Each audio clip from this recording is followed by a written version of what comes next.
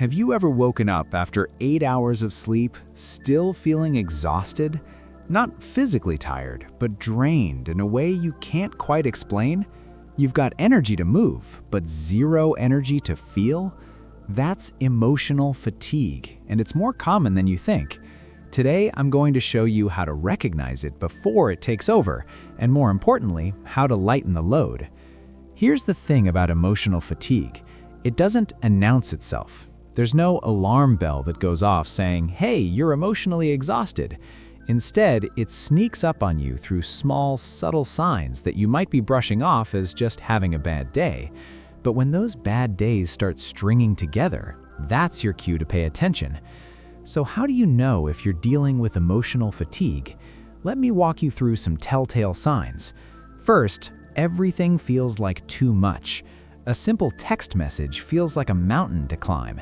Someone asks you a question and you feel irritated, not because they did anything wrong, but because you just don't have the bandwidth.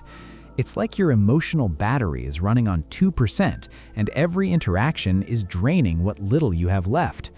Second, you start feeling numb. You know that feeling when you're watching a movie and you should be feeling something, but you're just blank? Or when good news comes your way and instead of joy, you just feel nothing. That's emotional flatness, and it's one of the clearest signs that your emotional system is overwhelmed. And here's a big one. You can't make decisions. What to eat for dinner becomes a 20-minute internal debate. Choosing what to wear feels impossible. Your brain is so tired from processing emotions all day, stress at work, worrying about relationships, managing daily anxieties, that it has no juice left for even the small stuff. Think of your emotional capacity like a phone battery. Every stressful conversation, every worry, every moment of anxiety drains a percentage. And unlike your phone, you can't just plug yourself into a charger at night and wake up at 100%. Emotional recovery takes time and intention. Okay, so you've recognized it. Now what? How do you actually relieve emotional fatigue? Here are some practical strategies that really work. Number 1, set boundaries like your life depends on it, because honestly, your well-being does. You don't have to respond to every text immediately. You don't have to say yes to every invitation. Practice saying, "I need some time to myself," without guilt. Boundaries aren't selfish, they're survival. Number 2, do something that requires zero emotional output. Watch a comfort show you've seen a million times. Color in a coloring book. Go for a walk without your phone.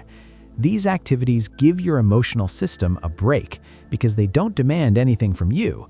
You're not processing, analyzing, or responding. You're just being. Number 3, talk to someone. But here's the key. Don't force depth. Sometimes you don't need a therapy session. You just need to laugh with a friend or have a light conversation that reminds you connection doesn't always have to be heavy. Other times you do need to vent. Honor whatever you need in that moment. Number 4, get physical.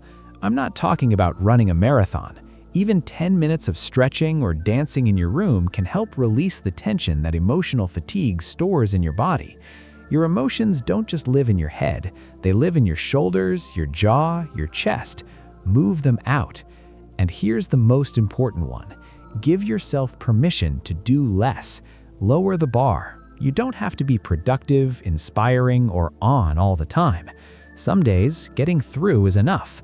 Some weeks, survival mode is the only mode, and that's completely okay. Emotional fatigue isn't a sign of weakness, it's a sign that you're human and you've been carrying a lot. The fact that you're watching this video means you're already doing the most important thing, acknowledging it. And that awareness, that's the first step toward healing. You deserve to feel light. You deserve to have energy not just for your tasks, but for your life. Start small. Pick one strategy from today and try it this week. Notice what shifts. If this resonated with you, hit that like button and let me know in the comments what's one sign of emotional fatigue you've been ignoring. And if you want more content on mental wellness and self-care, subscribe and turn on notifications.